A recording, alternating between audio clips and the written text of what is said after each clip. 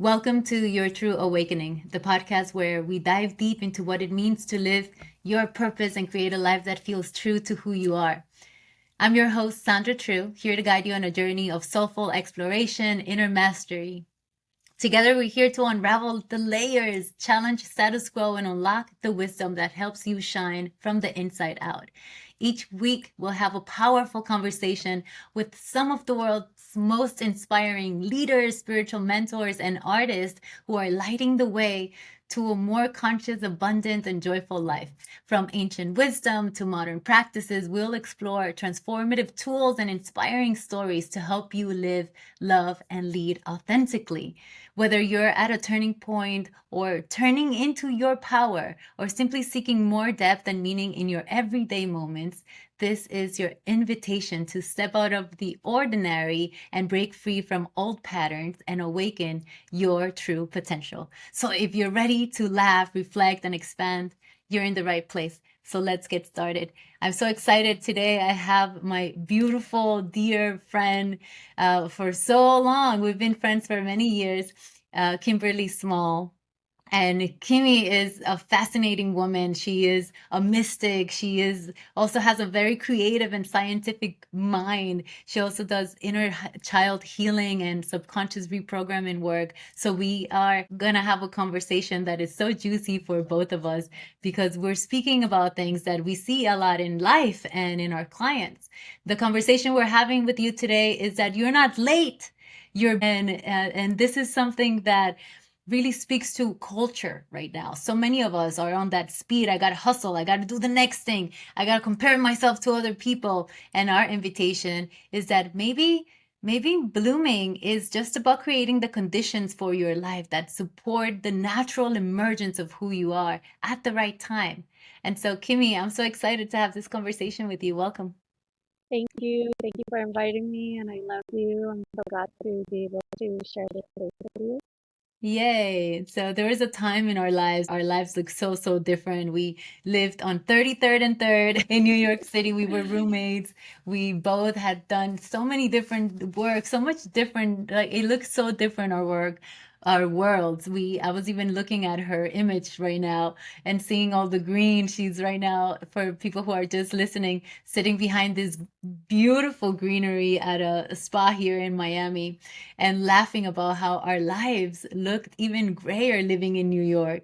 And that's kind of like the energy that we carried. It was denser. And now living in Miami, both doing more of the holistic wellness work, the inner evolution work, you can say that it just looks more vibrant and we look more vibrant. We look healthier and younger than we did back then for sure. Yeah, Yeah. yeah, many lifetimes. We lived many lifetimes. And speaking to the conversation about we're not late, if you live 500 lifetimes in one lifetime, you're never late. Totally. Totally. When you're here working with clients, and I know you're doing a lot of that, what is something that you would say it's keeping people from allow the natural blooming in their lives? I think the biggest obstacle for people, including my old self and the training and, practice every day, is not being with what is, not trusting what is. Mm. So wanting to be somewhere else, wanting it to look different, wanting other people to behave differently, circumstances to be different, instead of just trusting and being with what is. Yeah, acceptance. Yeah. Acceptance is such a big thing because when we think about anything that we're resisting, we're just making it bigger. Whatever you're resisting, someone's behavior, a situation in your life, something about you that you might be resisting looking at, right? You just push it away, you try to deny it, you say no to it, and it just gets bigger and bigger, and it becomes like this big elephant in the room. I really love that. When we start to create trust for what's unfolding in front of us, and instead of pushing it away, maybe we start to figure out how can I allow this, include this, integrate this in this experience so I can learn from it and use it as material for what I'm creating. And a lot of that is acceptance, wouldn't you say? Yeah, and like what I have been practicing for myself is, when things feel like they're squeezing me and there's that friction, I just really stop and say, like, I trust this too. I trust Hmm. it too.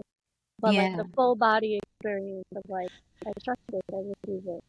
Oh, wow, I love that so much. I've been using the language of I am trusting the natural unfolding of my life. I am trusting the unfolding of my life. I am aligning with divine timing. I am in alignment with divine timing.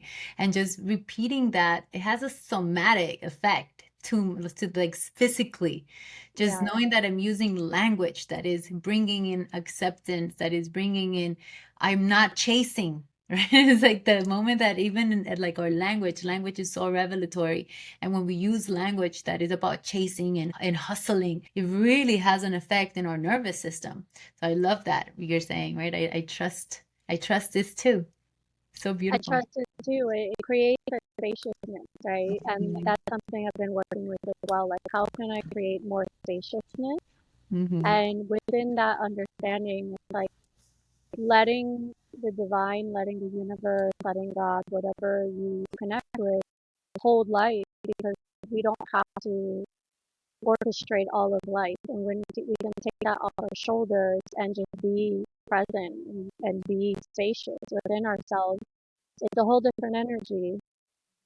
Yeah, I like to think that what we really are in our truth is open conduits of energy. When we get rid of the trigger, like the grip to our identifications or to our stories, or even when we open up our body and create spaciousness physically, then information can start moving to us. Then there's a greater level of allowing that happens, right? When we lose the grip. And a lot of the grip in this conversation that we're speaking about is comparing yourself or wanting things to be as they quote unquote should be because you have a construct in your mind of where you should be or what the thing that you should be doing should look like or what the person in your life should behave like. And this is really how we create suffering when there's no understanding, acceptance, letting go of how we want it to be and instead trust that it's got its own wisdom. Right here is the teaching, right here is the gift. Yeah. I read something that it said Buddha says, accept it, change it, or let it go.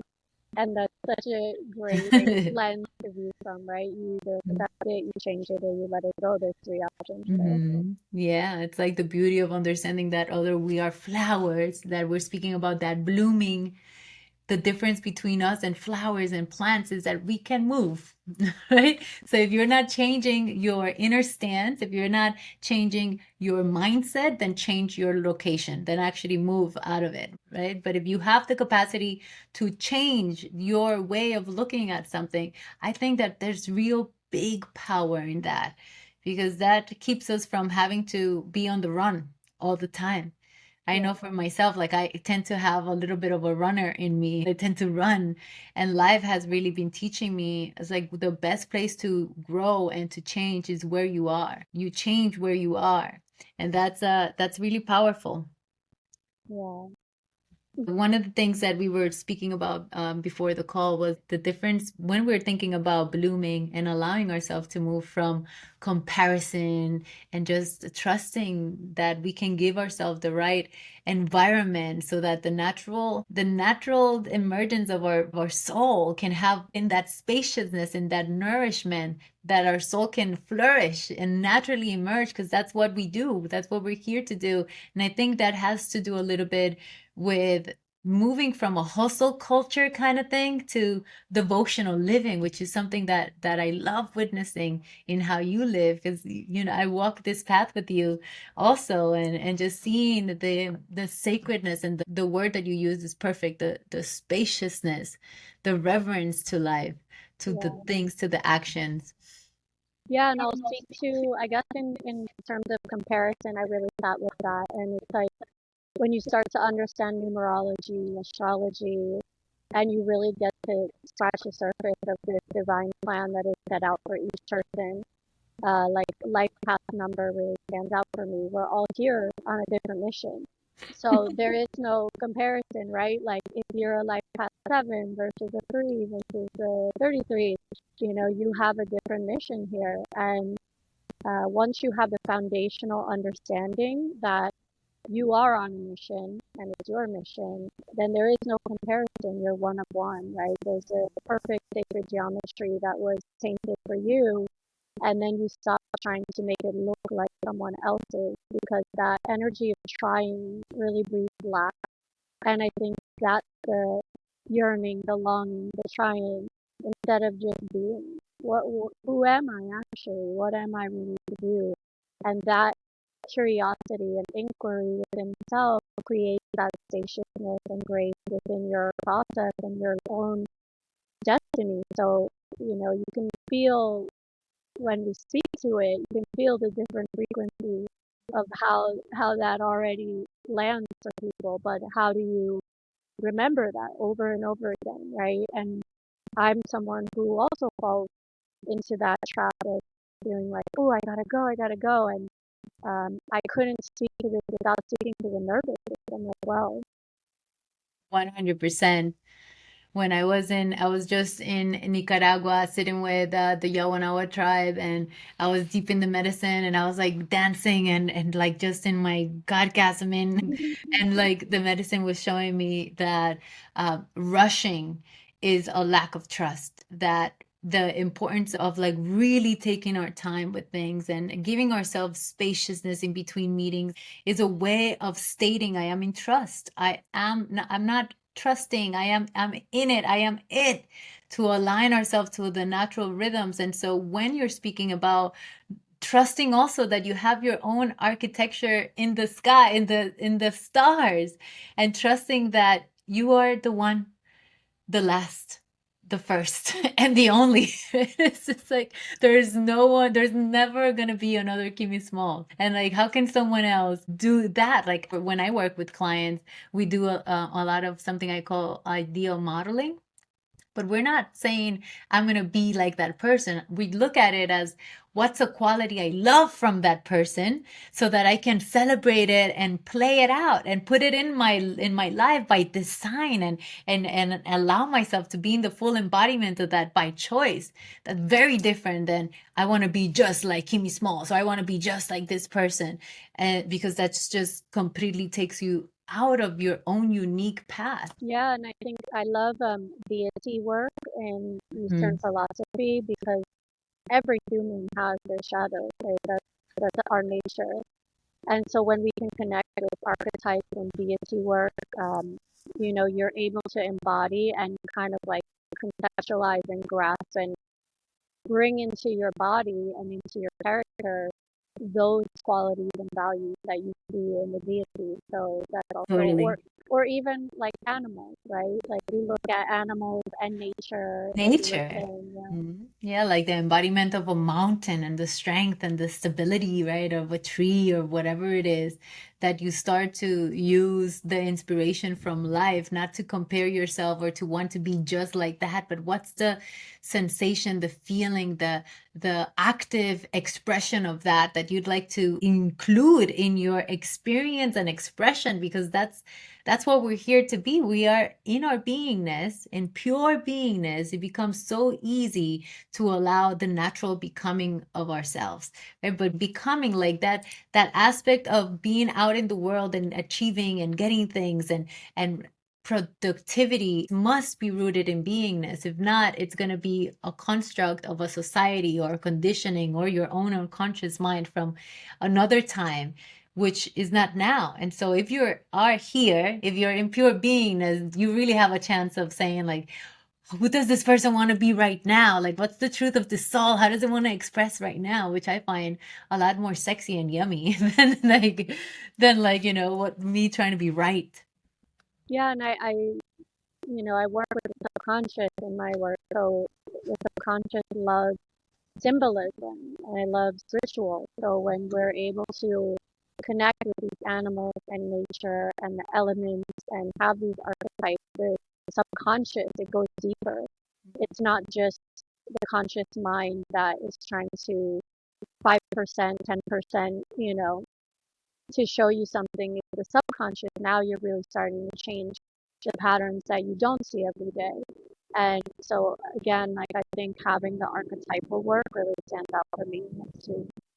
Yeah, archetypal work is so, so powerful because I also believe spirit communicates in symbols, and these archetypes are part of the collective consciousness that we all have a symbol of, and we're all gonna be able to express that completely different, whether it's like the magician or the goddess, the priestess, whatever it is, we all have a symbol of what that is, and just playing in like, what do I want to explore right now? I like even working with icons or with people in history because they also have these qualities, the higher qualities, as I like to call them, like qualities where our supraconscious is, right? Like the highest part of the human consciousness can achieve. We see them in Jesus, we in like whatever you want to pull, right? Like Gandhi, whatever, or Alicia Keys, even, right? Whatever it is, but that Yeah. you see something you love in nature, in you're only able to witness it, to be able to say, oh, I like that because it's a seed in you. It's something already that is a part of you. We cannot see anything that it's not a projection of who we are. If you're looking at it, if you see it, if you love it, even if you feel jealousy or are triggered by it, it's probably because you have that seed in you that you can get to water and nurture and tend to, so that you can grow it and create the environment for it so that it can become a part of your natural emergence. Going back to like the comparison note, right? As children, we kind of internalize everything, so everything is about us. And so when people feel like, oh, this person's body is so amazing, or they're so beautiful, or they're so successful, it's really because we're kind of internalizing, well, that makes me not worthy, that makes me not beautiful, and that's a belief system that's the subconscious that we get to. And so this comparison is like unconsciously it is about you, but you're deriving meanings that aren't true. And so the subconscious work is really helpful for comparison because you're you don't realize you're turning it around and sabotaging yourself in those ways when you can simply say, I really appreciate that woman's body. That's going to inspire me to go figure out the best of my body, right? Like instead of making it suppress and depress our own systems, it's like, how does it lift us up and how do we have something to be inspired by, but in our own unique way? I love it. Like recognizing, woo, that turned me on. That gave me a charge, right? I like to think about like those charges that we get, whether it's like, oh, I got a little trigger, or I got a little trigger and I got like lit up by it, or I got a contraction, or but it gave me aliveness. It gave me like a little shock of energy. Those are the things that we want to pay attention to, right? Because especially, haven't you noticed like when you're in the verge of creating something big or of the next expansion, or like the now you're putting yourself out there in some sort of way, and now it's like usually around the time where people are about to make that big decision, or go to the gym more, or whatever it is, that there now the comparison really starts. I want to bring awareness to that. I definitely see it working with clients and in my own life, that those are the times where we get to, okay, yeah, I'm comparing myself now. What if that's okay? What if I don't push that away and instead use it as an alarm system that goes off in my mind to say, what can I celebrate right now? What can I celebrate in what I'm looking at? And what can I nurture and cultivate within myself from that which is giving me that charge? Yeah, and it's, comparison is natural, right? There's a natural element to it, but it's when we make meaning of the comparison. So Mm. comparison can be there, but then when you make negative meaning from that, that's when it just holds you back more. It's the radio station, right? If I compare myself, I'm like, oh, I see what working out every day could do for somebody's body. So instead of me having the radio station of I'm so lazy, I don't eat right, I'm never gonna be that good. You want to just switch the radio station to say like, what would that person eat? How does that person talk to themselves? How does that person, like you can use it for your benefit versus allowing you to unconsciously bring you down. Yeah.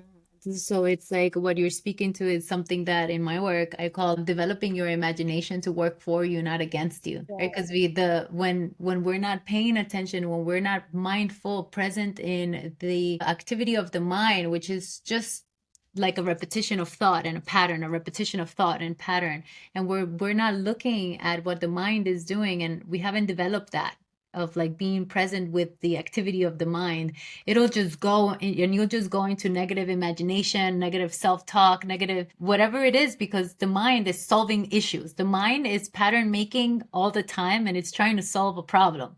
That's Yeah. what the mind on its own, it's like a wild horse, right? And so if you're actually guiding the mind to use its amazing capacity to bring pictures together, to actually to create, to right, and ask it really powerful questions, and use that the ability to create new images, to imagine, to create memories of the future to work for you, then all of a sudden you're using it to work with you to where you're going, and all of a sudden you're giving yourself really good chemicals. You're creating an image already of you doing it, being it. You're giving your nervous system a complete relaxation because you're no longer saying I don't have it. You're saying how will I have it, right? How can I live that out? So it goes from being a victim of the naturalness of our mind, which is just a thinking pattern making machine, to use it in a way that's really serving us. And I think that's what's so powerful about having consistent practice with unconscious work and not resisting it. There's so many people that are resisting doing the deep inner work of looking inwards, when in reality that deep work that happens when we start taking out the weeds is also mind training, because it teaches us how to look at the weeds of the garden and how to do it on our own. That yeah, perhaps we start working with someone like Kimberly or like Sandra, but then that attention, that development of presencing is something that we take with us. So we're no longer stuck in the comparison, in the looping of the mind. Yeah, being able to connect with the observer, right? Is Mhm. we start to recognize that we are not the mind and we can watch our thoughts. And then if we can watch our thoughts, we're separated from them in that view. And then from there, we can really get curious about whose voice is that. Because oftentimes it's your parents' voice that was in your head, which is also fascinating for clients to uncover.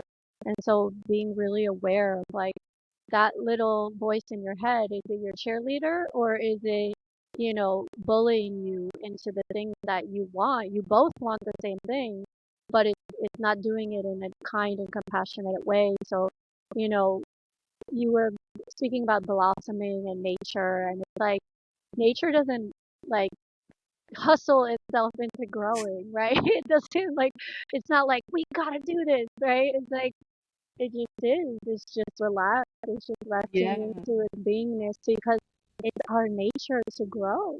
It is Yeah. our nature. So how can I do it as gracefully as possible? How can I allow the process that is naturally arising through me to happen instead of bullying myself or,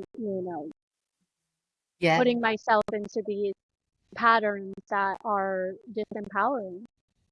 Totally. It makes me think of how when we look at nature, some of the most beautiful trees I see walking. I was living in Miami Shores for a while. There's all these gorgeous trees. And the most beautiful trees to me is when a tree gets chopped down or something and then it starts growing in that direction, right? It's not the perfect tree. It's usually those trees that have this dance in them. This Mhm. unique fullness that you just don't see anywhere.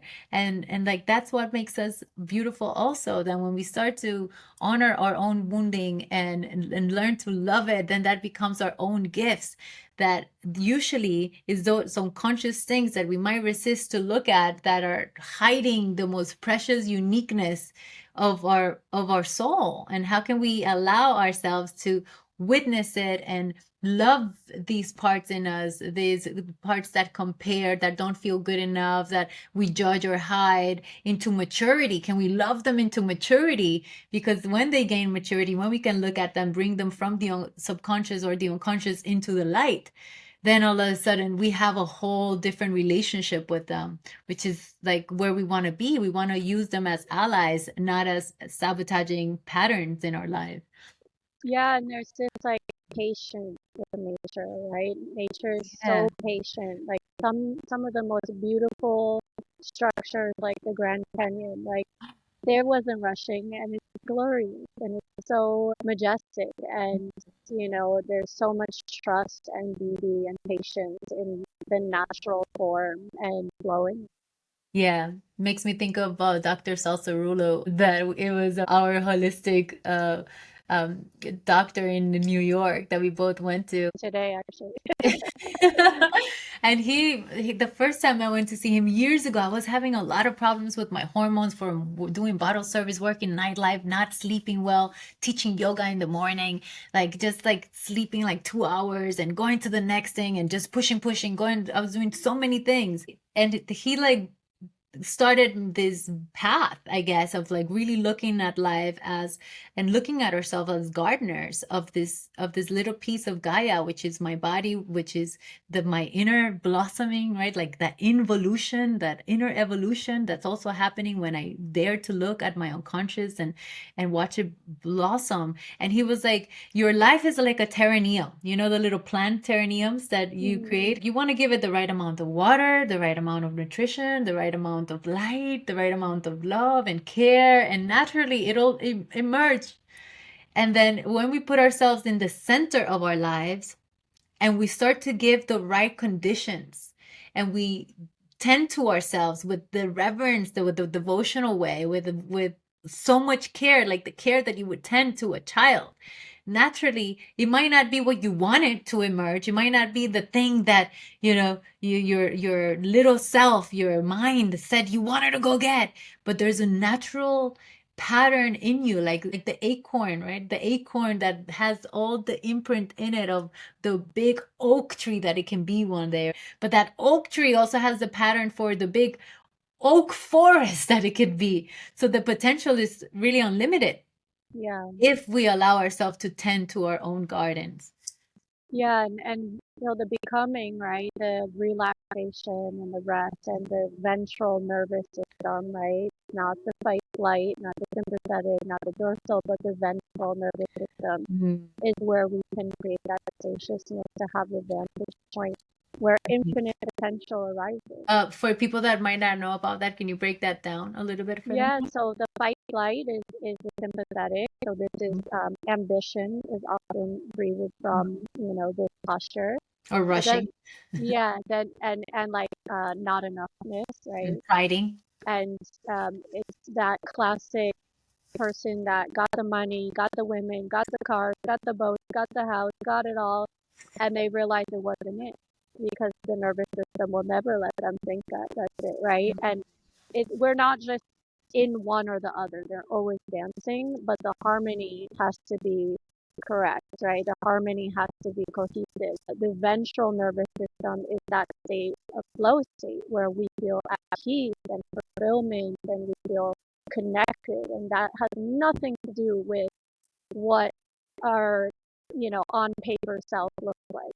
And then the other side, which actually I realized a lot of people aren't as familiar with, because fight flight is the dominant nervous system in the modern society, but it's dorsal. And so it's very interesting when we work with clients that you can see when we're doing exercises to come into ventral, how if that is unfamiliar, the mind and the nervous system will try to pull you out of it, right? Because ventral is unfamiliar, which means, okay, unsafe.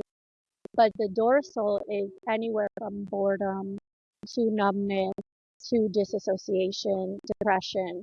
So you have to understand on the spectrum of fight, flight, and dorsal sympathetic, just gauging where you are and they dance back and forth. But the work that I do with visualization and the embodiment experiences is really to help people feel ventral and, slow drip that so the system can start to feel safe in that state because that's the state of infinite possibility. That's the state of, true higher awareness and doing. It's like the moment when you finally arrive to the now and Yeah, understand what is the experience of the space in between the space. That's the place where quantum physics, like the 0 point field, like right. that's the place of infinite possibility that's connected to all the patterns of creation. And when you allow yourself to get there And when you find out what are the things that are naturally bringing you to that nowness, to that spaciousness, and that's a flow state when you allow yourself to find what's the thing that is giving me immense, infinite curiosity and focus. And you merge those two together and you develop that and culture that and like cultivate that for yourself. Now you're putting yourself in a place maybe you didn't think, right? Like that it requires you to be. It requires you to be so present because it might not look like what you thought your life was going to look like. But can you follow the thread? Can you follow the thread of what's giving you that pure aliveness of being, that it doesn't necessarily mean non-doing. It doesn't necessarily mean that you're not taking action because you're just being. What it means is that you're open, you're completely open in a flow state, which requires both structure and flow. Yeah, I'm glad you spoke to that too, because I find whenever I try to speak to people that are very deeply ingrained in hustle culture, they're like, no, but I need to, and I can hear their nervous system battling me, telling me like, I don't want to just do nothing. And it's like, how did you go from burning yourself out, completely not allowing space for your own beingness, all the way to now you're going to collapse and do nothing, right? How did you go so far? Like, we're talking about finding a middle point where you feel nourished, you feel good, you feel refreshed and rejuvenated, so you can create in this world from a place of beauty and not a place of lack and have to, should, would, all these things. So that's something else I really recommend people to not jump from like one end of the spectrum all the way to the other. Yeah, I like to think about seducing yourself into whatever practice you're doing, right? It's like, how can I allow myself to do it just a micro shift so my nervous system can start to expand. It's the same thing with working with developing the observer nature in us. Like we create space where I can hold that center a little bit today and a little bit and a little bit. And then the more that we practice, the more that we can hold the observer, the center of our consciousness more and more and more until it becomes more of the natural state. And when we go into unconscious patterns, which they happen, we can bounce back easier. Kimmy, from your life, is there any moment where you felt like, oh gosh, I was really comparing myself there? Like any big peak moment where you maybe felt like where you've seen the transition in your life to maybe being in a place of allowing the natural blossoming in I you? think right now I'm figuring out how to put all of me into a personal brand. I'm Mhm. someone who really like, I love going deep, but I also love going wide. And I've been looking at other people's Instagrams and other people and what they're doing, and I catch myself in comparison of like, I don't need to do like all these online shortcut ways of get 100,000 followers this way, do this, and I see myself of like, I love strategy, but also if strategy is taking me out of deep listening and spiritual guidance, then it's not my way, right? And I that's where I see myself like comparing or trying to find a mold, and then it's like maybe I can be inspired by these molds, but also like I'm trusting the process. I trust it. So as I've noticed that energy come online, I just start to slow down and I'll just put it away for a bit because I'm like, this isn't the right energy to create from. That's not inspired. That's not what I wanted to develop in this world. And you're also super creative and artistic. That's something that it should be like in your bio. Kimberly has this very beautiful keen eye for beauty and Thank you. aesthetics. Like it's so beautiful to be around it because like I love to be surrounded by drenched in beauty. I love to be drenched in beauty all around, you And know? that's the deity work, right? Like this is where I think astrology is so helpful because what you're speaking to is Venus. I have strong Venus in my Me chart. So too. I'm a Venusian woman, right? You're a Me Venusian too. woman. So when we want to connect with that archetype, it's like, let me not look on Instagram because that's not, I'm talking about Venus. How is this planet influencing my heart space. Mm. That's the type of work that I like to do for myself. Yeah, you can explore out there, but the powerful work is when you explore in here, Yeah. right? In yourself, because it's like, yeah, we're all in the process of evolution. Like, I truly believe that when you look at nature, what nature is doing is expanding on expanding and increasing and increasing. And it's our duty to allow ourselves to be in that, like in a natural process of evolution of like expanding and bigness and why not? What's the next thing that wants to move through me and that I can love and nurture and celebrate and expand in.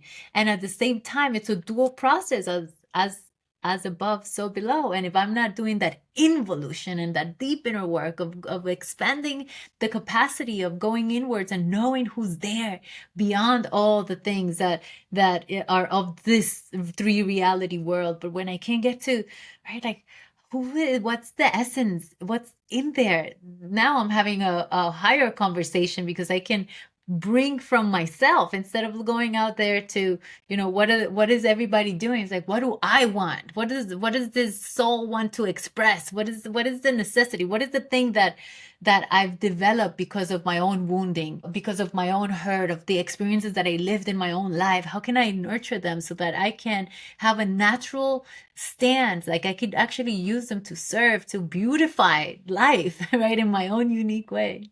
And I think what you're speaking to is the healing process of letting go of the need to belong over the authentic desire of creation, right? Mm. Because when we are comparing and we're trying to fit in, or we want things to be popular versus being authentic, that's that unconscious desire to belong and feel connected. But when you feel connected to yourself deeply and truly, you have the boldness and audacity to create, and you are a thought leader, and you are able to bring new forms of whatever it is you're creating into this world. And then, yeah, that's when you're really in flow with God. That's the God flow. So yeah, that takes healing work to get there, right? It's that, again, the willingness to stand out. Oh my God, totally. When you go from wanting to belong to knowing, it's an impossibility for you not to. Like Yeah, you are that. yeah. Yeah, I love it. Kimmy, is there something that you would say to your younger self when it comes to this topic of comparison and perhaps like, yeah, belonging and not listening to your soul? The younger self had to go through what she had to go through. I think there's always like there's that, right? But for the younger generation, I also feel like the nervous system stands out to me. I think we're the more we go into technology, the more we are in the material world and having these social media platforms that breed a lot of comparison. I think grounding into your own presence, having a relationship and self intimacy with your own body, how your chakras work, how does energy work, how does your breath work, what part of your body are you breathing from? Like, I'm a really foundational, basic type of person because everything else comes from that. So if you can get your foundations right, the rest of your life flows, really. It's not about, we see these like just high expressions or people just doing the most, right? But how did they get there? It's day by day, one action by one action. And you spoke about devotional living, which is really like my way, and that's what I share with my clients as well. And I was sitting with like, what is devotional living? And to me, it's simply respect. It's like respect yourself, respect life, respect nature, respect others, respect this experience. And it's so simple. Yeah, I love it. To me, the word is reverence, Yeah, right? To walk with reverence, like in respect, but with gratitude. yeah, Respect and gratitude, like, right? Like who's in front of you, that you're breathing, that there's air, that there's water, like there's water. Like so many people don't have clean water. I freak out with clean water and like the ocean and like, yeah, it's such a beautiful. So I would say that to my younger self too, like just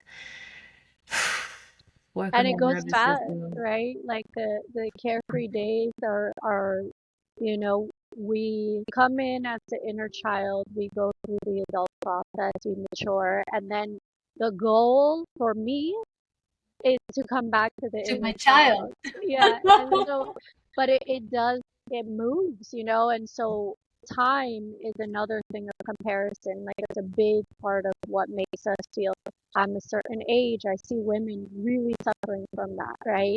And so I have relinquished myself to say, I don't need to do that to myself. I don't need to. Why, right? And so it's like, okay, then I come into a timelessness. Then I'm really like outside of the realm of, you know, what we've been told time is, and I'm on nature's rhythm, the divine rhythm. Then there is no lag, there is no rushing, there's that patience.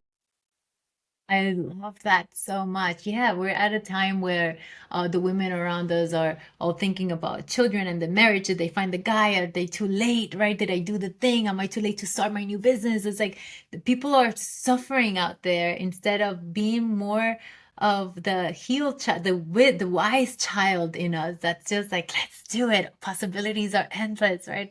There's that wounded child that we get to work with doing the deep inner work, make sure that it's nice and nourished and nurtured.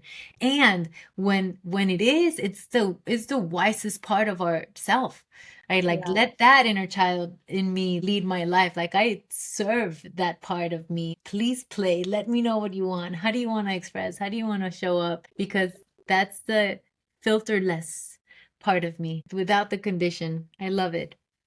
Yeah, and just to share, you know, my last ceremony, I had like a whole knowing that, oh, a lot of people are having issues with fertility because we're very of the mind. And so we are under resourcing our body, our womb, you know, the blood, the oxygen, the minerals, they're all going to the wrong area, or the amount is going to the wrong area because we're supposed to be fully integrated in the body.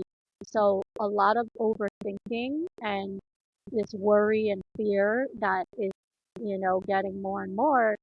That's why I feel women are not as fertile, amongst many other things. But that's one thing that came through. So if we can again relax and embody the energy and bring it down, you know, we take the elevator from the mind, boop, and come all the way down into the body. That's where we live from this whole system way of living. From there, you magnetize what you want. It's so powerful, like to allow ourselves to be fully here, like incarnate as a soul, because essentially, right, where your mind goes, all the energy follows. Kimmy, where can people find you? My Instagram is Kimberly June Small, and they can find me there. I think that's the best way. Mm-hmm. Please stay connected with Kimmy. Please stay connected with me. I also want to share that I am relaunching my women's group program, The Alchemy of the Sacred Feminine. And this is a place where we can drop performance and come here to remember, to reclaim, to rise. That you don't have to follow anyone's rules, that you're here in your own timing.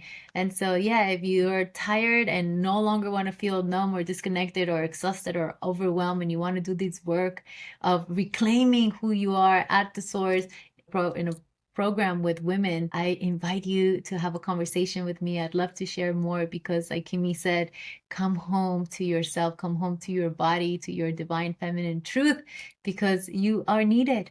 The natural expression of who you are is needed. And if you like this episode, you found value, please subscribe. Please leave us a message, a comment. I would love to know if there's anything else that you'd like us to explore. Thank you so, so much, Kimmy.